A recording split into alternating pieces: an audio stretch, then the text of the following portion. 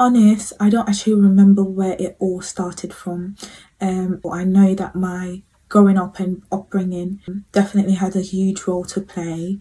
For as long as I can remember, I've always been referred to as the house doctor, and that's mostly because I did have a natural inkling towards looking after my family members when they were poorly. For example, I would be the one getting out the cool towel to place on my mum's head or my brother's head when they had a fever. I was the one, I remember this clearly, I was the one that used to share the vitamin C tablets, to family members. And, growing up, we had the orange ones that were sweet and we had the white ones that were sour. And I would always give the adults the white ones and I would say the sweet ones are for the children. That's the orange ones. So it's just little things like that. And I just ran with it through primary school, secondary school, always knowing that I was going to study medicine and I was going to become a doctor. That said, though, there are a lot of reasons that I feel inspired on a daily basis, even before I became a doctor, to know that this was the right profession for me. The most important one of those, I would say, is just, I think that it just presents a very, very rare opportunity for you to actually make a huge difference to people's lives. And I know that sounds very cliche. Everybody says that when, they want to study medicine, I want to make a difference to people's lives. Well, that is honestly my genuine. It was very, very tough. I was very blessed that my parents were just about able to take up the most important expenses in terms of tuition, but the family resources were stretched very thin. My mum was a full-time student in university. Both of my brothers were full-time students in university as well, and all three of them were in university in the UK as international students. So if you know what that means, it is a significant amount of money. So there was a lot of demands on the family purse. And going into medical school, I knew that things were going to be tight and I had to work hard. I had to really try to find a way to make some money and get a bit of extra money, because I know I couldn't rely on family, not because they didn't want to, but because I just knew the money wasn't there. I mean, the decision to go to Ukraine in the first place was made largely on a financial basis, because unfortunately I couldn't take up the slot that I was offered to study medicine in the UK because it was just simply too expensive. We couldn't afford it. Ukraine was a relatively cheaper option, but it still wasn't that cheap and it was still a decent amount of money. So I knew from pretty early on that I would have to work, get a job, and that's exactly what I did. I was working before I went to uni, and whilst I was at uni, I would come back on holiday. During my holidays, I never travelled, I never did anything interesting. I was literally just working on my holidays. I would just pick up shifts, like doing 4, 5, sometimes 6 days a week, just trying to make that extra money so that I'll have a bit of spending money when I do go back to uni. Also, whilst I was at uni, just seeing the way that my parents struggled to make ends meet and pay for my fees and all of that, I really didn't like to go back to them to ask them for money for hair or money for shoe, or if I needed clothes or whatever. So I really tried to be self-sufficient and I opened a hair business. Thank God it did really well, and between the hair business and the jobs I would do when I was on break in the UK, I was able to supplement whatever I was getting from my parents. My academic journey has been long. It's been very, very long. I mean, I am 2 years post medical school and I'm still in that journey. Do you get what I mean? So it is long. It's very long. But it's also been quite fulfilling. Yeah, I was born in Nigeria. I, went through the usual schooling pattern, preschool, then nursery school, then primary school, and then I did the first year to a year and a half of secondary school. But then my family, part of my family, myself included, relocated to the UK. So I did the rest of secondary school and 2 years of college in London. But then I had to move to Ukraine to do my university, spent 6 years there. And now I'm back to the UK, continuing my training as a doctor. Yeah, it has been a very, very long journey. And it has taken a lot of resilience and being committed to the cause. But it's also been very, very rewarding. Yes, yes, yes, and yes. My faith definitely did play a massive role in my journey so far. I am a Christian by birth and I am a Christian by choice. There are many parts of my story, there are many parts of my journey that don't make any sense. Like, they literally don't make sense, and the only explanation, if not for God, I would not have gotten that job. So definitely I can see the hand of God through the difficult times. I can see the hand of God through the easy times as well. A lot of the challenging moments that I had, I was able to go through because I was able to draw strength in my Father, and I was able to draw strength in my faith and my belief and in the promises that He had for me. So definitely played a massive role in my journey. I think I have definitely had my own fair share of experiences that were less than ideal for myself, experiences that I had to sort of grow through and endure.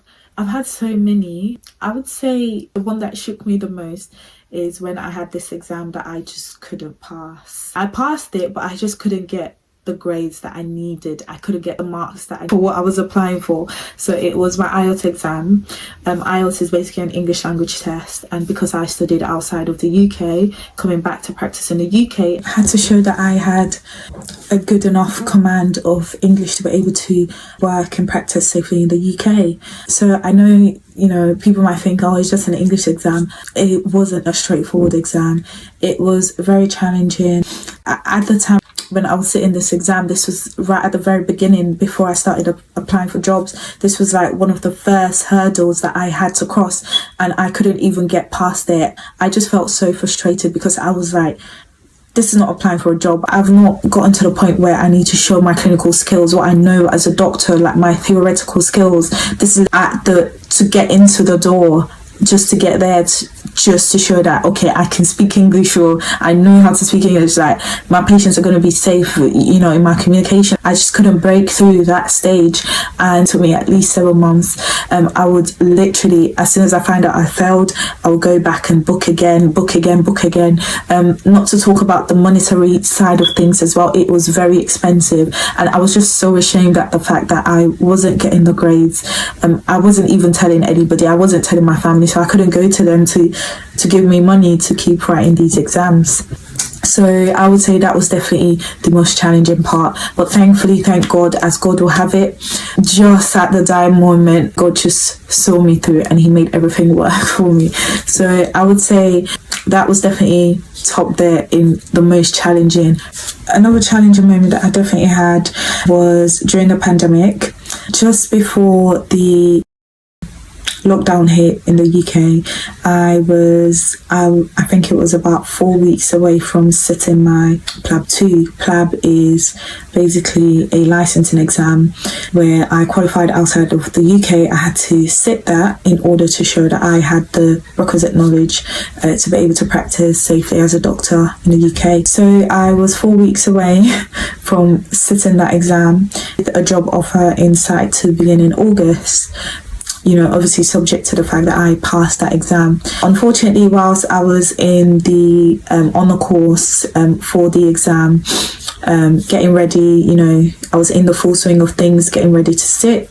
Lockdown happened, and because lockdown happened, my exam had to be cancelled, and that was definitely a very trying moment for me because I was just so set on, I've worked so hard up until this point. I've got this job offer in line. I just need to sit this one last exam. I've been through a billion exams prior to this. I just need to sit this one last exam, and then I can start working as a doctor. Unfortunately, the lockdown happened, coronavirus, all the exams got cancelled, and I spent more time at home than I originally planned to. So unfortunately, I couldn't take up the job in August when it started. That came with a lot of uncertainties for myself, and it was definitely a massive challenge because I had just had everything set out as to how, I've got this new job, I'm going to start start working. But now there was all these uncertainties where I didn't even know when I was going to sit the exam in the first place. So going through all of that, I would have the exam, rescheduled, and then they would cancel it again because lockdown had to be extended, and then it would be rescheduled again, and it would be cancelled again. It was just a lot of back and forth, and I was losing the momentum to keep studying, and then I was getting worried that I wasn't studying. So it was just a vicious cycle of so many uncertainties. I was also very uncertain about the job, and whether they would keep it for me, because I was meant to start in August, and as of August, the start date, I hadn't even sat the exam, let alone applied for a license to practice. So that period was also quite challenging for me, but thankfully, in the midst of all that, I was still healthy, because I know many people were poorly during that period. Thankfully, things got rescheduled and I was able to sit the exam. I feel very fortunate. I also feel extremely grateful. I'm very thankful. This is something that I've always wanted. All the years of university, all the exams, this is something that I've always really, really, really wanted. And to finally be here and be working as a doctor, I'm just thankful. I'm very grateful. I'm grateful to God. I'm grateful to all the people that were part of my journey. I'm grateful to all my friends, to all my family members, particularly my parents. It still feels a bit unreal sometimes, and I can't actually believe that what I'm doing now, this was my prayer point. This was a very, very serious prayer point, and I'm living the life now. So I'm very humbled and I'm very thankful. I would say that the fact that you have a dream in the first place, it already places you advantage over most people out there. Secondly, the fact that you are working towards achieving that dream gives you an even better advantage. With regards to struggles, there are always going to be struggles, because that's just life. But what I would say is just focus and don't give up. Just keep pushing. Every single day, let every decision that you're making be directed towards achieving that dream, and try and focus on the bigger picture. For me personally, prayers helped a lot. Work hard, pray, don't give up, and things will turn out okay in the end. Hair is my baby. Hair helped me to eat in Ukraine in the toughest times, where there was no money coming from home, there was no money coming from anywhere else. It was literally hair that I was feeding on, so it's always going to be special to me in that regard. At the moment, I am not doing hair commercially, or as a business. I still do hair for myself, and I still do hair for friends and family. Now and again I might charge someone to make a wig for them. It's not like a proper business, and the reason for that is mostly because I am struggling to find the time. But it's definitely still in the books. It's not completely crossed off. I definitely still see myself owning a salon one day. If this medicine thing doesn't work out, I'm just gonna become a hairdresser. It's definitely something that I do see myself going back into at some point, maybe as a hobby even. I'm definitely gonna carry on doing my own hairs as well.